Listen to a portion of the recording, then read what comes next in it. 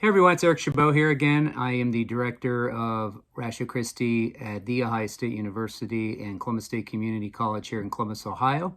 I also have a blog, thinkapologetics.com. Some of you follow me on my YouTube channel.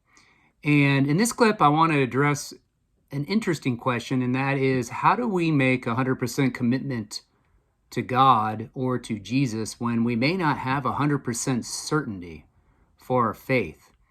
You may say to yourself, well, I've never thought of that. Well, it's an interesting question, but some people come to me and they say, well, I struggle with doubts, I struggle with questions, I struggle with gaps of knowledge, I can't seem to get all the questions I want answered exhaustively, but I'm still trying to stay committed in my faith. I'm trying to fully commit, and some of these things are maybe hurting their commitment level, or maybe, not helping them and having a full-blown commitment. But it is true that God does expect us to have a 100% commitment to him and to commit to his son, Jesus. I mean, obviously we have a hard time following him half-heartedly, and we're going to have a hard time following him with a low-level commitment.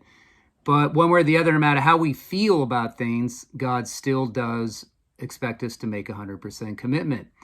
And, you may say to yourself, well, I do have 100% certainty that Christianity is true. I mean, I have the Holy Spirit dwelling in me. He gives me that internal certainty that I need. My spirit, or God's Spirit bears witness with my spirit, as Paul talks about in Romans 8. And, I have that certitude that I need that through the work of the Holy Spirit. And that's fine. I mean, many Christians will tell me that, and that's all they need. But what about when you start really looking into some of the arguments for Christianity? Like, remember, there's a difference, as William Lane Craig says, there's a difference between knowing your faith is true and showing your faith is true. We can know our faith is true through the internal witness of the Holy Spirit, but when it comes to showing our faith is true, that has to do more with objective evidence. Let's say that you go through some resources, like if you read this entire book by Douglas Groothuis here, Christian Apologetics. This is like 800 pages, the second edition. And let's say that you read the Dictionary of Christianity and Science, and then you read Risen Indeed by Gary Habermas, an apologetic for the resurrection. Or let's say you're just a big, avid studier and into apologetics, and you're debating people and, evangelizing. Of course, you're hearing objections, which you should be, because that's what happens when you do share your faith. But you just can't seem to get that certainty you want. But yet God still calls for that full level commitment, the full-blown 100% commitment. Well, just remember an analogy, as I've said before, just about every major commitment you make in life, you also have to make 100% commitment. Did you know that?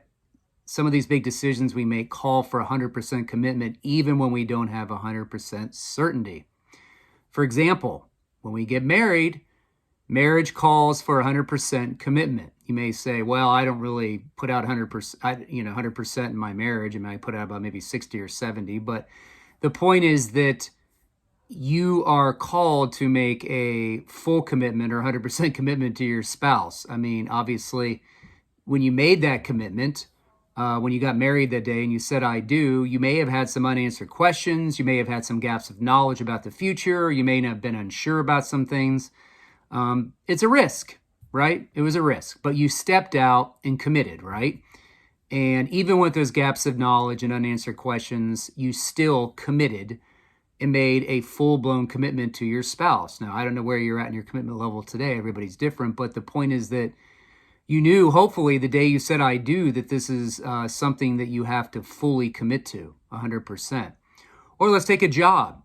Let's say you interview for a specific job and it looks like it's the right thing. I mean, you're qualified for it. The interview went well. They offer you the job and you take it. When your employer hires you that he wants a 100% commitment, right? He doesn't want a 50% commitment or 60% commitment. He wants 100% commitment. And you know that if you don't give him that, you may lose your job. But you also committed to that job, even though you had maybe some questions in the back of your mind, like, well, is this company going to be stable 10 years from now?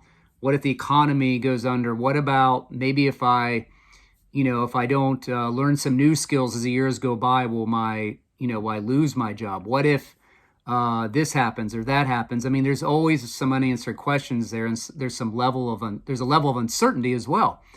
But you still made a commitment when you said yes to taking that job, right? And you knew, I assume you knew when you took the job, that your employer wanted 100% commitment. Okay? So we just need to remember that, as I've said before, there's always going to be questions. There's always going to be gaps of knowledge. You're never going to know everything exhaustively. And every worldview has to answer questions. Every worldview has gaps of knowledge and some questions that don't get answered exhaustively, okay? However, as we know, in our Christian faith, God definitely wants 100% commitment. And that's even in light of the fact that we may still have unanswered questions and we still may have some gaps of knowledge. So I don't know about you, but at this stage, I have come to the place where I have confidence that Christianity is true. I've looked at all the counter arguments. I've looked at a lot of debates. I've looked at all the possibilities, and I'm kind of satisfied with what I can know at this point. I'm still learning, still studying, but at this point, I don't need to have 100% certainty about everything. I mean, whether it be 100% deductive certainty or, an inductive argument or abductive certainty. Of course, induction and abduction don't give you 100% certainty anyway. Only deductive arguments are really designed to give you, kind of like a mathematical certainty. But the point is that, you have to reach the point where you're confident in where you're at, but maybe that you may have to put some more time into it, okay?